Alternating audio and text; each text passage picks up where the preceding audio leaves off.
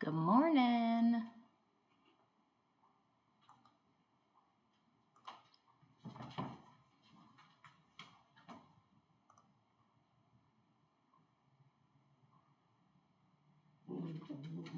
Good morning, family.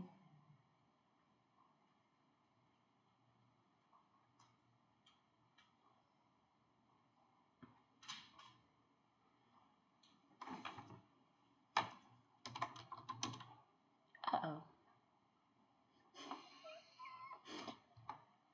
Okay.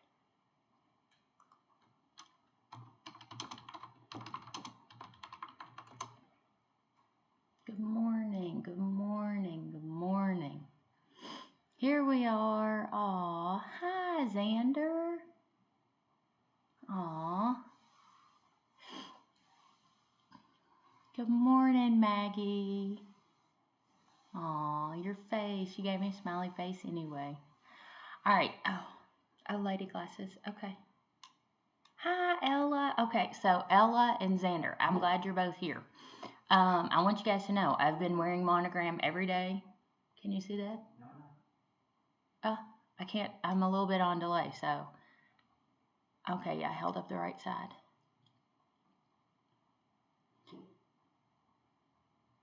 Oh, I know, Emily, but listen, you're up all night doing like your cool girl, I don't know, like I'm a computer whatever person. It's 11. It's 11. Some of the other classes, some of the other classes are, okay, good. I'll have to remember to show you guys. So, I want credit for this. So some of the other classes are saying they're meeting during their class time, but since we have 3 classes, I feel like 11 o'clock is still working well for everybody. And I just want to remind you guys that you can, if you can't watch live, you can watch later and then email me your questions or text me. I don't know. You can try to reach out to me through YouTube. I bet you could do that. Nice. There we go, watching this on an ATV. That's nice. Very nice, Harry. I'm glad to hear you made it safe. So let's talk about the test. Whoever did the voodoo witchcraft, it was successful. So I could not import your grades at all. I could not open your test and see them at all. I punched a lot of buttons. I walked away and came back and tried to find, like what I done wrong. We all know I probably did something wrong. So I sat on it for a while and I decided, oh, ATV.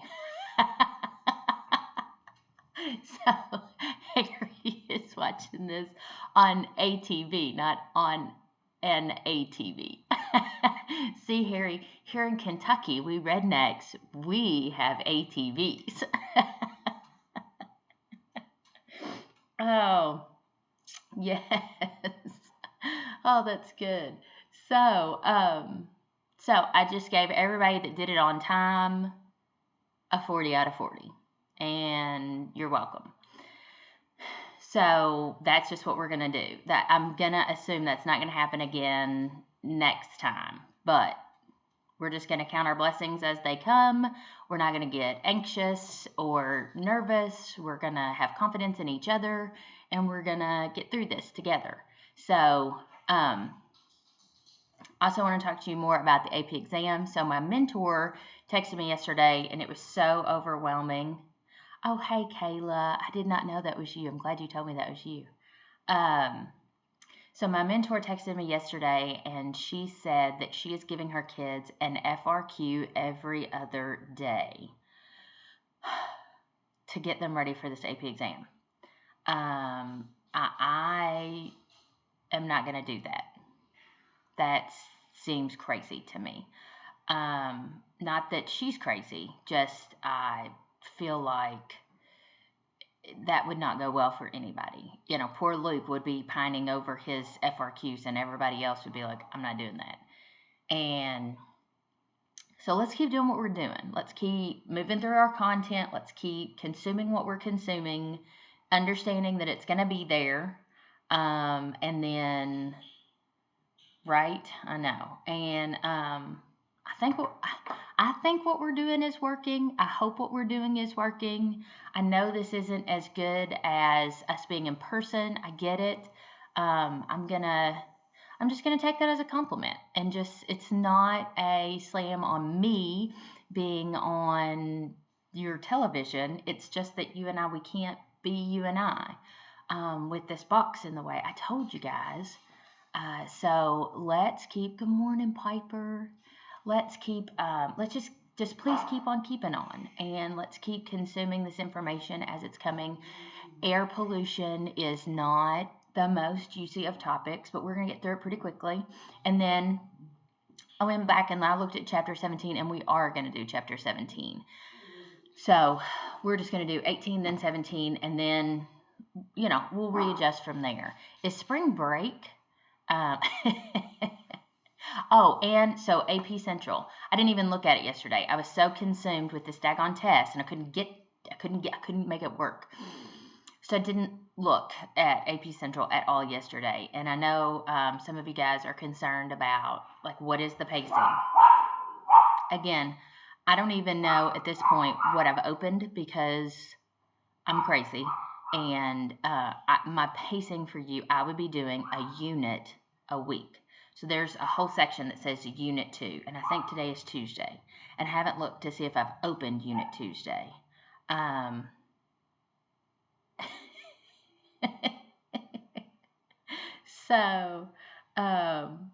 So what this does, I want to open it up to where you have access to units 1, 2, 3, 4, 5, 6, 7. But I also want to hold you accountable so that you're pacing once a week, or 1 unit a week. Some of you need that pacing, and some of you are going to do it, sit down and do it all, and then you're going to want to go over and do it again. And I want, because it's your chicken, you pluck it, I want you to have that option to either do all the FRQs. Each one, I think, has 2, which is plenty. And then I want to become the teacher that logs on and reads them all and gives you advice, and it doesn't let me type back at all. It just, the point or not the point. So I don't like that. But, I want to keep working towards that as we're heading down this crazy little ride we're calling NIT. What we call it, Skimehorn House Internet School. So I want you working towards Unit 2. I'm not seeing anybody say whether or not Unit 2 is open, but that's where you need to be focused on this chapter and Unit 2 every day. You shouldn't have any more than 90 minutes of me and you sitting in front of the laptop together talking, and then 30 minutes, after that, working on your reading, your review questions, your whatever. So, I just realized that you guys were seeing what I was seeing. Okay. Okay. So here we are. We're at acid deposition, which is called, that's a big fancy word for acid rain. Just when you think that things couldn't get any more. Hi, Rosie. Do you want to come here? Come here. Okay, big girl. Okay, yes, come here. Oh. Here's Rosie. Now she may for real set up and do something. Oh, she sniffed the microphone. Hi, baby girl. Oh, okay. Do you see right here? Oh, there's a baby. Oh, she's stepping on the laptop. Hey, Chad. Yeah. Would you come here? It is open. Okay, good. Thank you, Ella.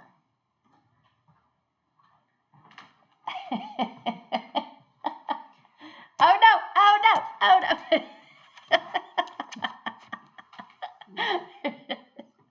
Rosie looked right into the camera.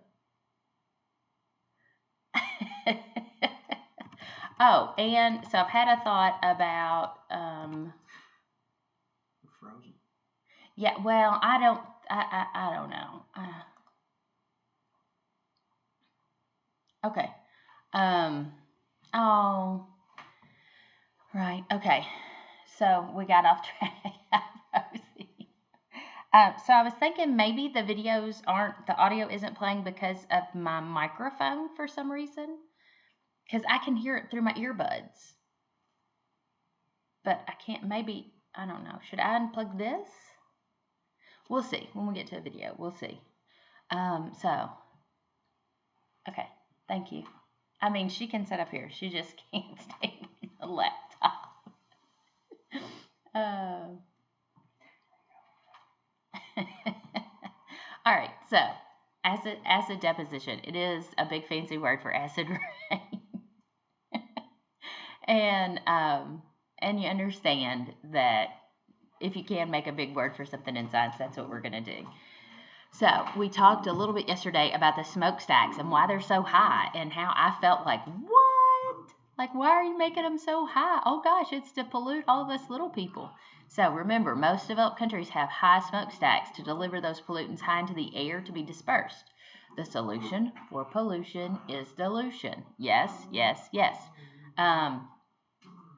But I don't know, guys. I don't know how I feel about that. Like, that makes me feel a little funny on the inside. So it reduces local air pollution, but it increases regional air pollution up to 600 miles. As these particles hit the air and they start to be dispersed, it can remain in the atmosphere for 2 to 14 days. And clearly, if the winds are great, it's going to carry it further. If there's more rain, snow, sleet, hail, those kinds of things, it's going to fall quicker, right? Because the water cleans the air. So this looks a whole lot like the water cycle. Yes, there is a reason for that.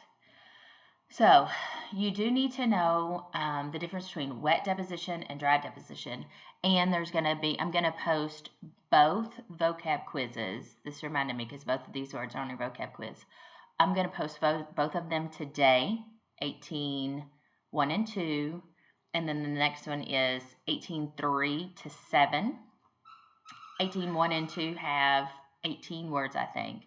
And 3 through 7 have 12 words. So it's a total of 30 words altogether. So some of you guys are going to want to take it both today and knock that out. And some of you guys are going to want to take it one today and take one tomorrow. So I'm going to assign both today, and I will pull the grades Thursday? I guess Thursday. Today's Tuesday. So you can take one on Tuesday and one on Wednesday, and I'll pull the grades on Wednesday. So, on Thursday. So as long as you've got them done by Thursday, you'll be in good shape. Okay. Sorry, I digressed. So, wet deposition is where it's rain, snow, vapor, anything that has a pH less than 5.6, and that's going to be a test question, right? It's got to be a pH less than 5.6. It's going to travel further. It's going to last from 4 to 14 days. If it is dry deposition, these are just the acid particles. And those are the ones that you're going to find near the point source. So if you look at this map of the United States, you'll notice, I think, that the most of this is coal country. Clearly I just know about Kentucky as far as coal. My daddy was a coal miner, amongst many other things. But he did something called, see ya, Harry. He did something called a longwall. I don't know. But he was in the coal mines. So we have coal burning power plants. The winds typically travel from the west to the east. So precipitation in the east is more than 10 times, is at least 10 times more acidic than natural precipitation. And that's dependent upon how much coal we're burning. Remember, perks of coal, we have a ton of it. It's cheap. It's efficient, right? So I know that this book is just focusing on the negative side of coal. But, if you're cold and you need to cook and you've got some coal, I would say do that, right? Instead of being cold and hungry, I'd be warm and full. So the worst acid deposition occurs in Asia. Now, geography here. Okay, so the continent of Asia, I think, has both China and India in it.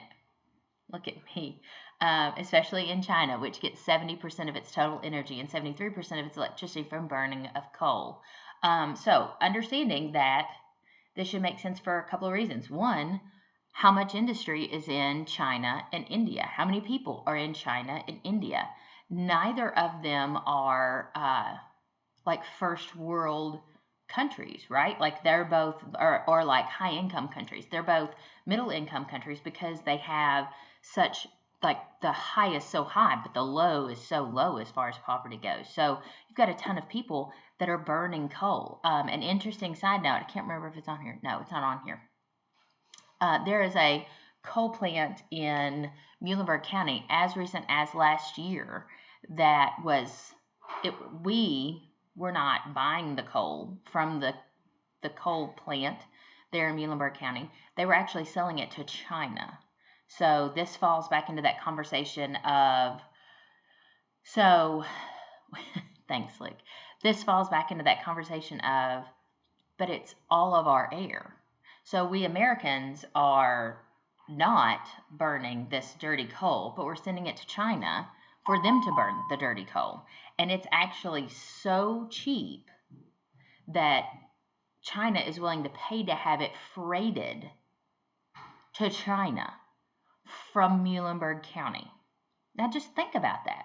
So is it still getting in our air? Yes. Is it still being burned? Yes. But our low income people aren't getting the benefits of having this cheap heat source. We're giving that to China. Now, okay, Miss Skimehorn, so are you saying that we should just all start burning coal? Well, gosh, I don't know. Maybe. It's bad for the air. That's bad. It's complicated, right? So, this is a picture of, I don't know, gosh, I need Zaw. Is this him? Man, this could be him, y'all. Anyway, this is a statue that's being eroded, broken down from the intense acid rain. So the trees that you're seeing here, I don't know that you guys really see them much anymore. They do damage the buildings, the statues. They can help. They may induce some respiratory disorders. Now, the lead and the mercury from the rock and the soil into the waters, everybody thinks of Flint, Michigan, but the Flint, Michigan, I think was predominantly from the pipes, not acid rain. Oh, this would be bad. The smell and the awfulness. So, if you have, so think about your limiting factors. Let's go back to the conversation of limiting factors. So with limiting factors, especially with aquatic ecosystems, typically top two are temperature and pH. Yes. So pH scale, just like from yesterday, 0 to 14, 7 is neutral, 0 to 7, acid, yes, 7 to 14, base, yes. So and it's power of 10 each time. So most fish cannot live in water with a pH less than 4.5. And thinking about trash fish, remember we talked about trash fish. So I always think of bass as like a bushy fish. They're so particular about everything has to be just so. So I would think that the bass would be out well before the pH reaches 4.5. Mercury that is going to fall, that's going to be biomagnified. So let's talk about biomagnification for a second. Remember, biomagnification, bio means life, magnify means it gets bigger, bigger, bigger. The most scary of the biomagnification is the substances that get biomagnified in our fats. So the picture that we looked at, remember, had the mayfish, the mayfly, and the little, what were those? Crappies or bluegills, I think maybe, ate the mayflies. And the mayfly had it in their little bitty fatty cells, and then that transferred to our bluegill, and then that stayed in the bluegill's fat. Then the bass ate it, that stayed in the bass's fat. So remember, it's not biomagnifying because it multiplies in the body. It's biomagnifying because I'm not just going to eat one mayfly. I'm going to eat 10. And I'm not going to eat just one bluegill. I'm going to eat 20, right? And I'm never going to get it out of my fat. So as it stays, it just compounds. So acid deposition also flows through soils and can release aluminum ions and attach those minerals into the water. So these ions can lead to suffocation of many kinds of fish by stimulating excessive mucus formation, which clogs their gills. So there was a lot on that one slide. I don't know. Some of my farmers may know, but I do not know of acid rain hurting our crops. I did like this picture. It says acid rain affects both plants and animals. When humans eat these plants or animals, the toxins inside their meals can affect them. Kidney problems, skin cancer, different diseases have been linked to people eating toxic plants and animals. Rosie just brought me an octopus and threw it at my feet and it's growling at me. So we have anything that's considered a pH of 5.1 or less is going to hurt our crops. So low pH reduces plant productivity and the ability of the soils to buffer or to neutralize.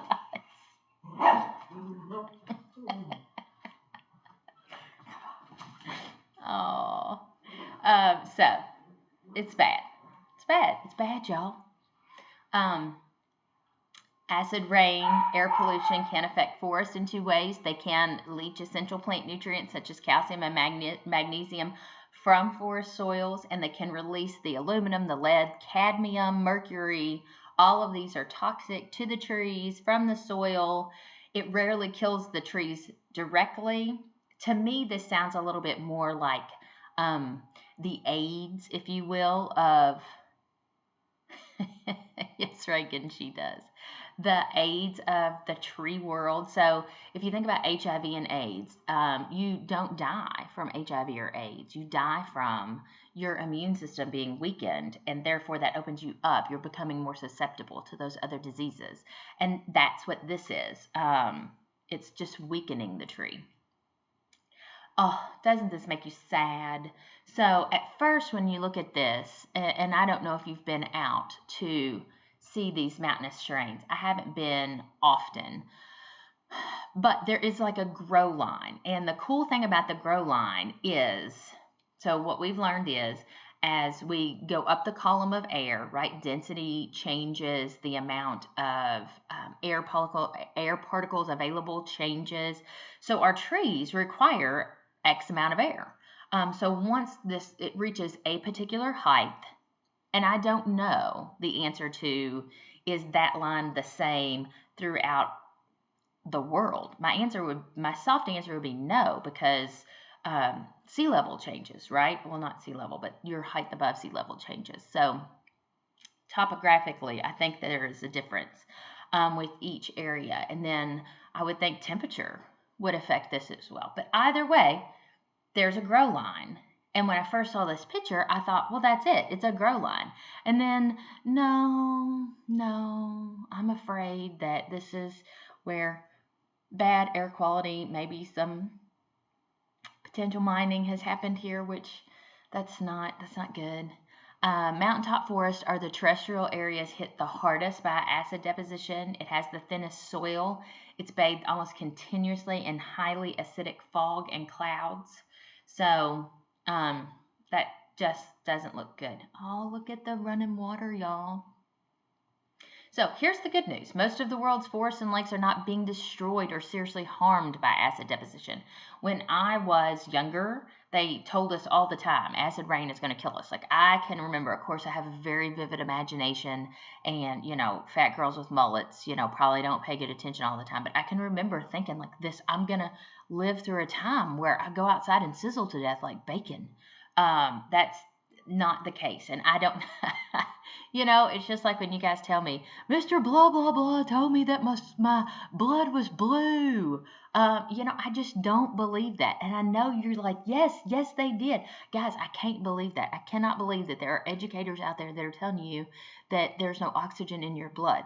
Like, at the very basis of anatomy, we've got to understand that there's oxygen in your blood. So I just cannot believe there are teachers out there that I just can't. But at any rate, so I doubt that I had a teacher that was telling me I was going to fry like bacon and like drops of acid were going to burn me to death someday if we didn't get a hold of this. But we also know how intense fear-mongering becomes, and maybe little mullet girl wasn't so far off. So if we have a lake or a stream that is being harmed, it's typically regional, and you're going to find it located very closely to either a coal burning facility or large motor vehicle contaminated cities without adequate pollution controls. And so that's not going to be us. I feel like that's going to be more of those places. Caleb, I was thinking about you. I can't believe it. I refuse. So since 1994, which was the year I graduated high school, let's all have a moment of silence for the elderly. Acid deposition has dropped significantly, and the big deal is the U.S. Clean Air Act. I need to do some digging because last year when I taught this class, there was 7,482 laws, and the AP board could pick from any of them. And I feel like that these laws have been significantly reduced. But I do believe that the Clean Air Act is one of them that you do need to be familiar with. So, good thing about the Clean Air Act is, guess what? It brought about clean air. So everybody likes a good deep breath. Significant reductions in SO2, and remember the NOx. The X means it could be a 1, it could be a 2, it could be a 3. We're not limiting. Those are just nitric oxides.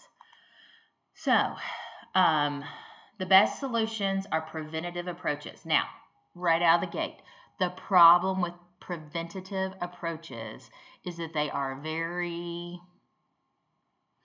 costly, right? It usually costs so much to prevent.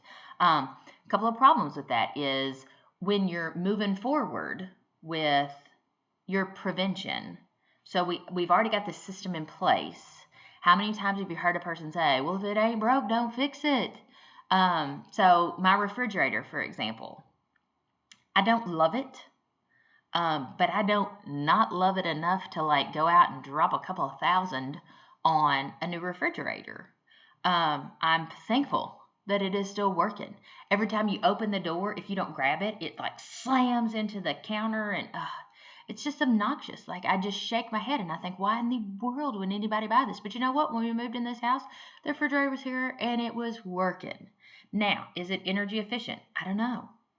I don't know how energy efficient it is. If I bought a new one, would I save money on the electric bill? I'm going to say yes, a soft yes to that, because I don't know how energy efficient my refrigerator is. Am I going to be able to recoup my thousands of dollars it's going to cost to get rid of this guy appropriately, right? I'm not going to just take it out and drop it in the ditch there. I'm going to take it to the store, and they're going to dispose of it hopefully properly. And then I've got to buy the new one and all that comes with that. So that's just one illustration of getting those energy efficient appliances in our house. That's the prevention, right? Is we get rid of all of our old stuff and we get new stuff. Who gets our old stuff? Well, if it's broke, then the dumpsters. That's good, Xander. I'm glad you like it. So who can benefit from the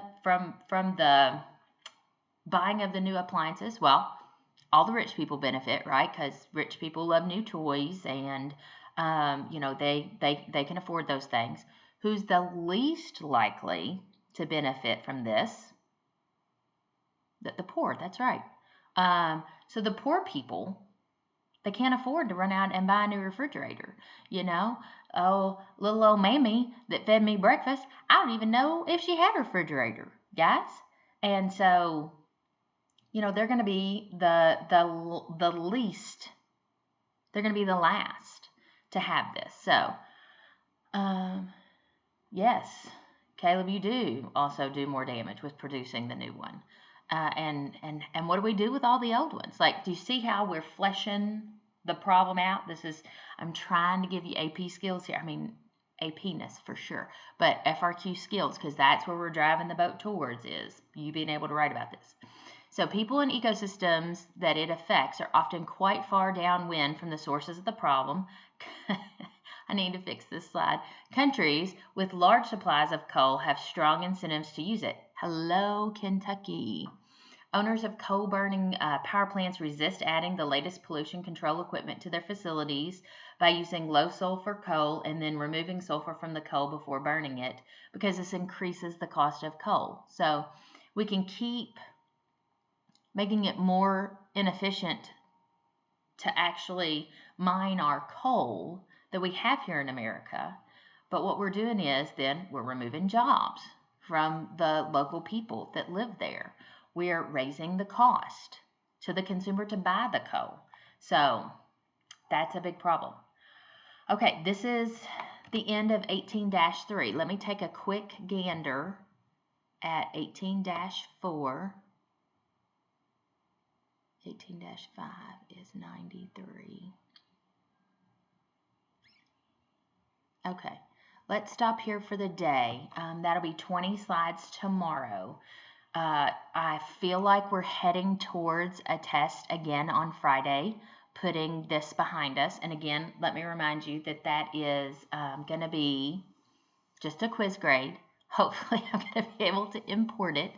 I also want to encourage you guys that are doing your things on time to continue to do so. I will continue to reward you for doing your things on time.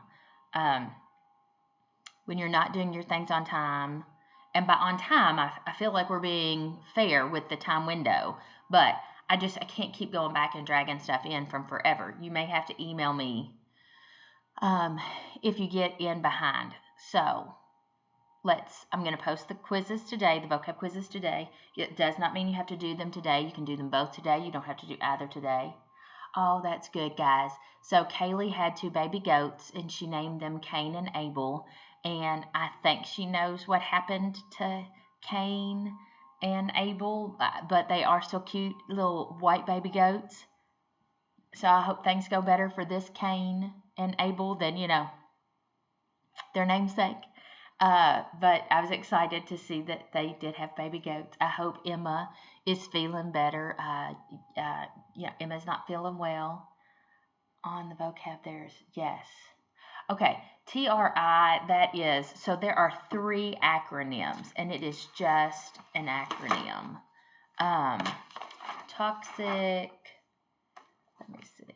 Toxic release inventory. So Emily just asked TRI, and she can't find it, and it's just an acronym for toxic release inventory. So I have EPA, CFCs, HFCs, and those are all just acronyms. So our CFCs are chlorofluorocarbons, our HFCs are hydrofluorocarbons, our TRIs are toxic release inventory.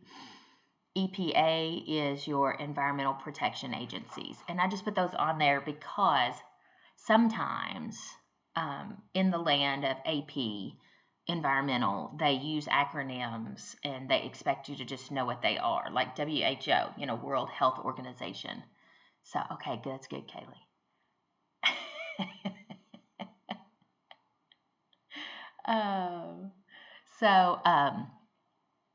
So yeah, good question. That's the only reason why that's in there. And I'm going to keep I'm going to keep kind of mumbling on to see if we have any more questions before we sign off. So while I do have you, I also want to remind you that I'm continuing to pray for y'all, and y'all are doing great for the most part. I'm hearing from the ones that I'm hearing from consistently. I appreciate hearing from y'all consistently. If I'm not hearing from you consistently, that doesn't mean that I think you're doing a bad job. That just means that I'm assuming that you are moving on at your own pace, and you're watching these, and you're still reading your textbook, and you're still keeping up, and that's okay too. But I just want you guys to hear every day that I love you, and I miss you, and I'm praying for you, and I'm proud of you. I'm sure you're all doing the best you can. We're gonna get through these 45 FRQ questions together, and we're just not gonna do one every other day. That's just not what I'm not gonna assign you to do one every other day. I want to make it to where you can see them and have as many as you want, but I don't want you to feel like you have to write them every other day. You're welcome, Xander. So, all right, without further ado, then we will do 18.5 tomorrow. And then let me take a look. There is 18.6, 18.7. So 18.4, 18.5, 18.6, 18.7. So 4 days. So today is Tuesday. So Wednesday, Thursday, Friday, Monday. Let's plan on Tuesday? Is next week spring break? Okay. If next week is spring break, we're going to test on this before spring break. So I'm waiting for somebody to tell me whether next week is spring break or not. Okay, so I won't wait. I will just say that if next week is not spring break, then we'll test on Tuesday. If next week is spring break, oh yes, next week is spring break. Okay, we're going to test on Friday. So we will do 18.4, 18.5 tomorrow, 18.6, 18.7 Thursday, test on Friday. Okay, very good. Okay, so that's our new plan, because we don't want to have this hanging over our heads over spring break. So let's just wrap 18 up this week, and then we'll do 17 the next week. See, and I will see you guys soon. No, I won't. That's a lie. I don't know, guys. I don't think I'm going to see you soon. I'll see you soon in my heart. All right. Love y'all.